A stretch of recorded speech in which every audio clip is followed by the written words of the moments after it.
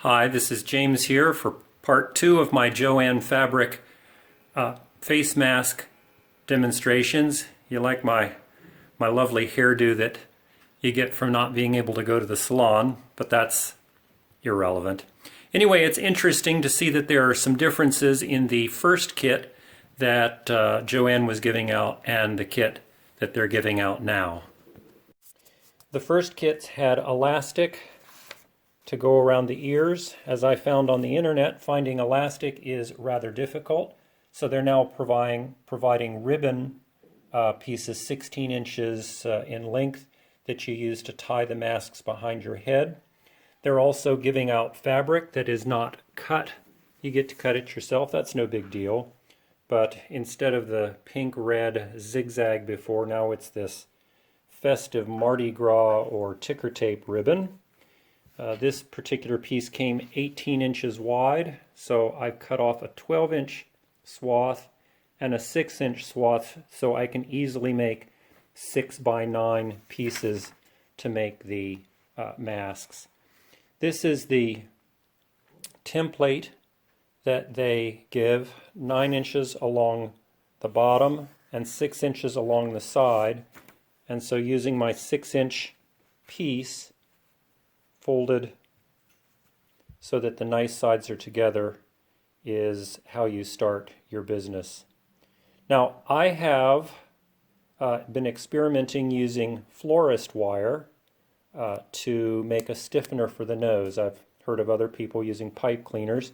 This is four lengths back and forth twisted together. I guess my only concern is there are some little sharp ends right there that could potentially stick through the mask. This is a James addition to the construction, and I don't know that it's approved or desired, but it sure does help seal around your nose. I've got it sitting on a piece of fusible interface. I'm also thinking maybe of just wrapping those sharp ends with a piece of duct tape. Anyway, something just to keep the loose ends of that wire from poking through the fabric. So I've now got the florist wire rolled up inside some interfacing. Again, rolling that up and pinning it together, it's kind of like rolling a homemade smoke or something. But in any case, I think that the duct tape would be a lot easier. But then I can take this and put it inside my long edge that will be the top and pin it in place when I go to start to make my face mask sandwich. All right, here's the interfacing wrapped around the florist wire, pinned to the 9-inch nose top part of the fabric for the mask, and here are the 4 pieces of ribbon tied or pinned to the inside edges of the mask, and we'll fold the whole thing over right side to right side, and that is our inside out face mask sandwich. So this is a learning experience again. This is only my second YouTube video. I now have my cell phone propped up on my roll of duct tape and taped at an angle so that I can have 2 hands to sew. So here I've got the sandwich of fabric, right side to right side, with the straps all coming out the 3-inch hole that we're going to leave to pull it right side out, and with the ends pinned to the inside so that we can sew. So here we go.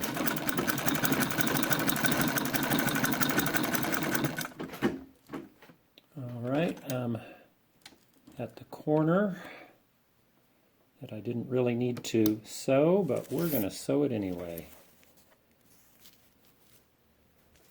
And go all the way around.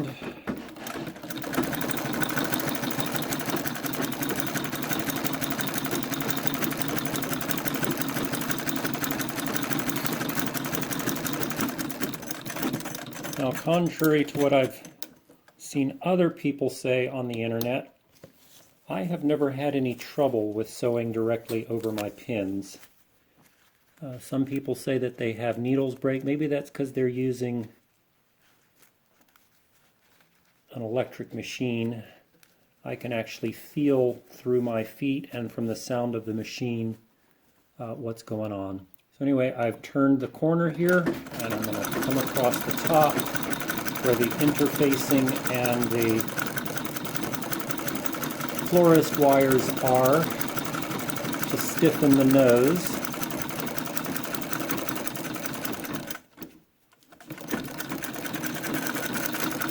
Look, Ma, no hands. See, I got the machine going in the right direction without having to touch the wheel. You learn how to do that after a while with the treadle machines. You just get the feel for things. So now I'm coming around the third corner.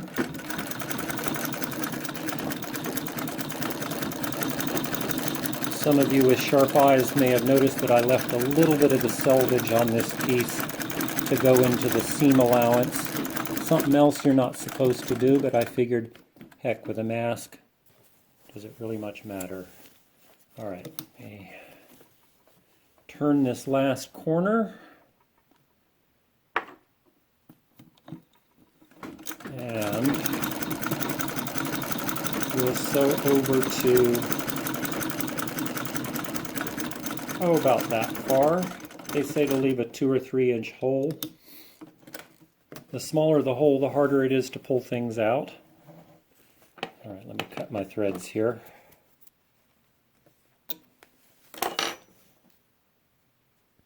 All right, now I'm going to pull things right side out. Let's get rid of these pins.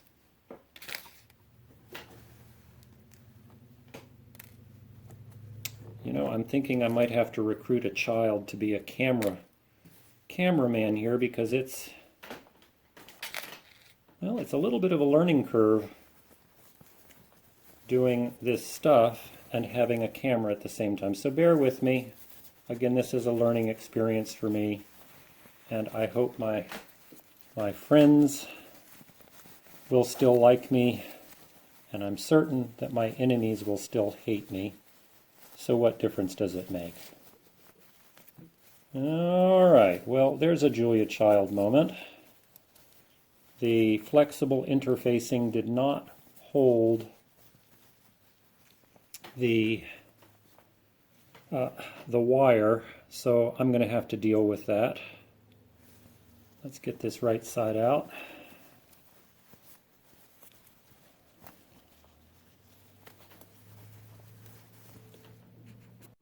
So you see my florist wire did not get encased in the fusible interfacing. It did down here where the loose ends are, so that's good. In the past when I've done this, I've just rolled it up in the fabric, particularly if you fold it over the long 9-inch end. You can just put it inside the fold and then go along the seam. So this is going to take a little bit of doing. I also missed part of the edge of my my seam there, so I'm going to tuck all this together and sew over it again. All right, so I turned my mask inside out again so that I could fold the nose piece back in there. I don't think next time I'm going to bother with the interfacing, but you know, what the heck. So I'm just going to sew back over this seam with the interface and the florist wire rolled inside. I think there's plenty of cushioning there. It also helps that the end with the sharp points got sewn into the interfacing to start with. So I guess I've lost about a 1/4 to a 1/2 inch of the top end of my mask. So it's going to be slightly undersized. But hey, this is a crisis, right? Alright, so we're back on track now. I've got that top seam resewn, and you see it's a little bulky, but it's on the inside. Everything is snugly sewn, and to quote an old Portuguese extraction friend, you never know it. It's up there inside. Here down at the bottom is the several inch hole that we pulled things right side out, and it's now time to mark the spots for the pleats. So I see my mask is down to 5 inches top to bottom, which was partly because I had to re-sew the top. It's also partly because I cut the fabric here to 6 inches so it didn't leave extra seam allowance, but oh, alright, this will be a kid-size mask. It happens. Anyway, I'm going to go ahead and make the pleats. The template that Joann sent out has marks for that. I'm going to scooch things up just a little bit because my mask is a little narrower. So I'm just going to mark the spot where I want the pleats to be, and then I will come back and mark where I'm going to fold them.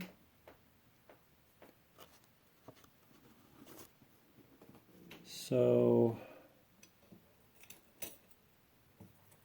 since my nose piece is up here, I'm going to fold the pleats down. I'm going to come up a 1/2 inch from where I marked that,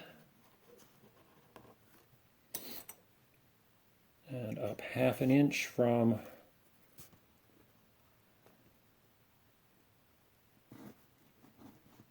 that, and up 1/2 inch from where I marked that. I'm wanting my pleats to come down from the top. When I've done these before, I've always done them up from the bottom, but since I want my nose piece up there to have the pleats folding away from it, there you can see I've got my first pleat, or maybe you can just see my knuckle. So I'm going to pull that out and pin it into place. A lot of my pins are getting bent from these pleat folds. So then I'm going to fold over the second. They say when you get these right, the folds of fabric should come together. I'm going to pin that into place. I will say that it is easier to do this without that stabilizer in place. Maybe it won't bend so many of my pins. Anyway, let me get that. There we go. Is anyone out there dizzy yet? I'm sorry, you've seen a lot of my knuckles. But there we have the 3 pleats. I'll go ahead and do that on the other side. Alright, so I pinned the pleats on the other side. I'll actually tell you that I cheated a little bit. I marked the first one with the ruler, and then I just eyeballed the rest, and they seem to be overlapping just the way they're supposed to be, just like on the other side. Alright, the last thing I do now before I sew up everything, I need to fold in the hole that we left to pull everything right side out. So I'm just going to tuck the fabric layers in and stick in a pin. I know most sewers would never admit this on camera, but I hate pinning. And this project has a lot of pinning, but oh well. As Queen Victoria said, as her advice to a newlywed woman on her honeymoon, just grit your teeth and think of the motherland. It is our duty. Anyway, here we go. We're going to go ahead and sew around the perimeter of the mask. I'm coming to the corner. Oh, look at that. So this really is a Julia Child video with everything going wrong. Looks like my bobbin thread just gave out just as I was starting to do that. This old domestic machine has what's called a vibrating bobbin or shuttle. Goes back and forth underneath. And this is the bobbin carrier here. So if you're interested, I can show you how we wind the bobbin on an old treadle machine. Okay, so I've got there's the thread that Joann gave me, and I've got it out of the upper tensioner and just around the knob. Then I will come down. The hardest part often is just getting the bobbin, the thread through the bobbin. I'm putting it in to the bobbin holder here. You see that this has got a little spring that allows the bobbin to come in and out. And then the thread goes into this Y and under this hook, and that's it. Now we need to unscrew the tightener for the wheel of the machine, and then we need to put the belt underneath the bobbin winder, and hopefully if we've got everything right we will get some. Oh, there the bobbin popped out of its holder. Julia Child would be proud. She was making a turkey once or a duck for one of her shows and dropped the thing on the floor, and her advice was, well, just pick it up and keep on going. Who's going to know? So, all right, let's get going here. All right, the bobbin winder is going, as are my feet, and you can see that the little Y arm there is leading the thread to right and left over the bobbin as it winds.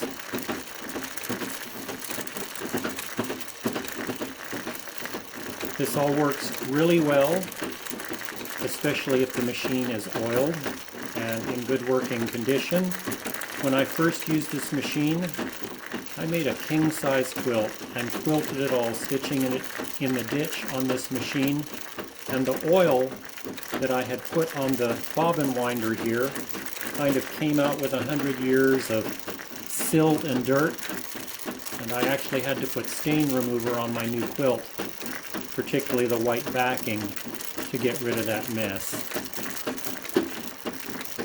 So for those of you who were just watching this to see me make a mask, I'm sorry for taking this diversion, but hey, isn't that what sewing and life is all about?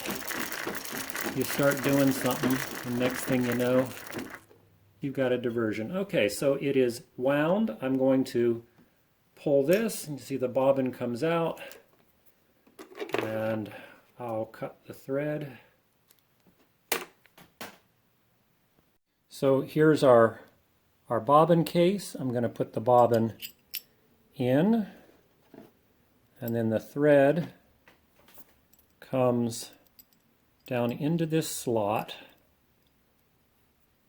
and over this little tooth and under this little tooth, and then you pop that together, and there's the tension in your bobbin. It's controlled by that screw. Every once in a while I just have to get a piece of scrap cloth and test the upper and lower tension and look at how my stitches are looking to make sure that the tension is right. So now to get this back in,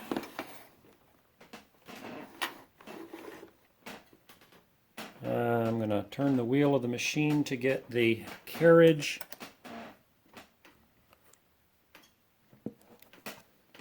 in the right spot. I'm going to stick that in,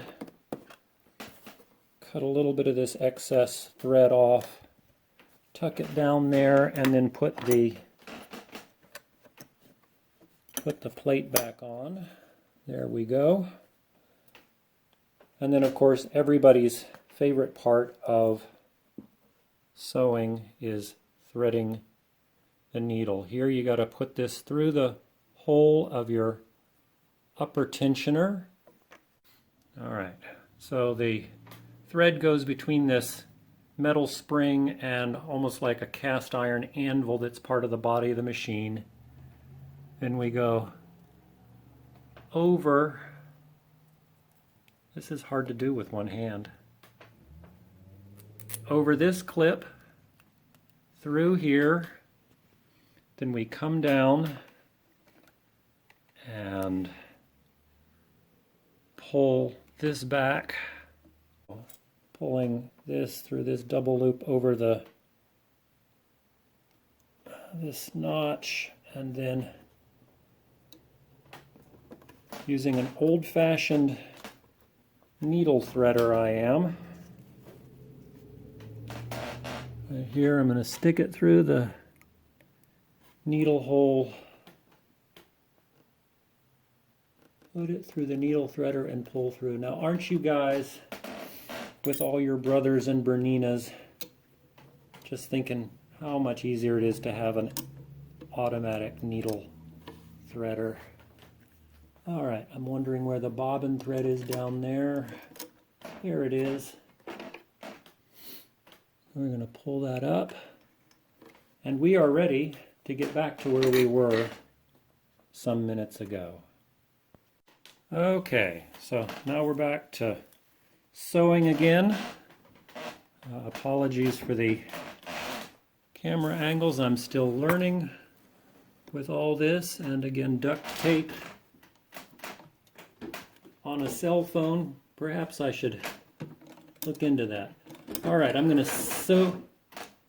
We need to get the wheel tightened again, and I needed to pull the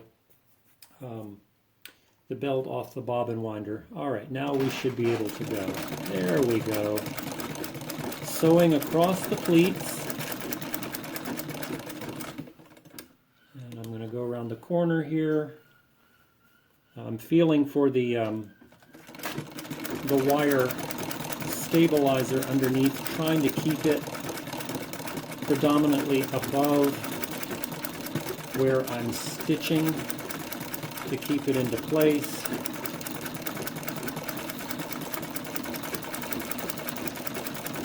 All right, coming to our next corner here, which I'm just going to go on around, and then we are back through our pleats. All right, and I'm going to go around this corner since I stopped. I do need to raise the foot, but then we're back to the bottom edge, and this will seal up the access point that we had to pull things right side out. There, I've just gone over that.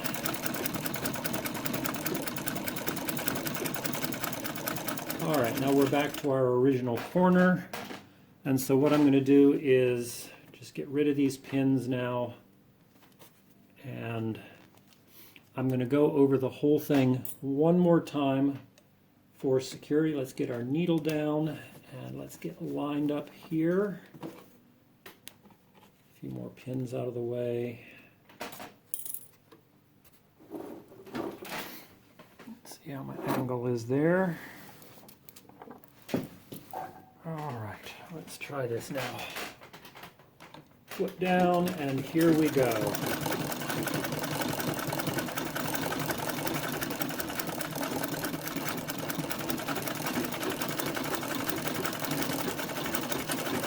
She'll be coming round the mountain when she comes. She'll be coming round the mountain when she comes. Doesn't that 100-year-old sewing machine technology, doesn't it just bring a smile to your face to hear it clicking along like that?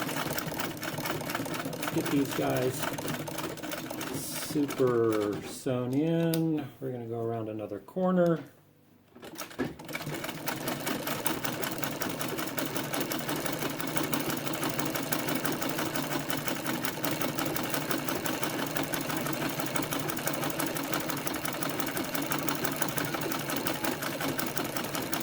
Blue skies smiling at me. Nothing but blue skies from now on. Alright, I think I may have, yes, I think I may be done. So, not having a locking stitch on this machine, I'll turn her around.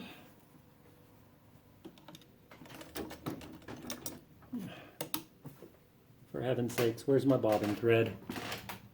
Alright, once again I hit a still photo rather than a video. I'm just getting used to this. Alright, my bobbin thread broke before, so I had to get that going. We're going to come in here on the final stretch, and since I don't have a lock stitch, I am going to raise the presser foot, turn around, come a couple in this direction, raise the presser foot, and then come back down, and there you go. Let's cut this off. We have a functional fabric only mask. A little messy, I'm sorry. It's kind of hard to video and sew at the same time, but here we have a nose piece which is moldable. Let me get my camera turned here. Nose piece which is moldable, and this should work just fine. Alright, sewing fans, there you have it. Here I am, James, in my homemade black and white festive mask with the fitting nose piece and the tie behind straps, not using elastics. And all this has been done with my 100-year-old treadle machine, my circa 1920 domestic treadle, who's the star of the show. Say hello to everybody on the domestic. And there is my videography equipment. Woohoo! Thank you to my millions of fans out there. I hope you've enjoyed.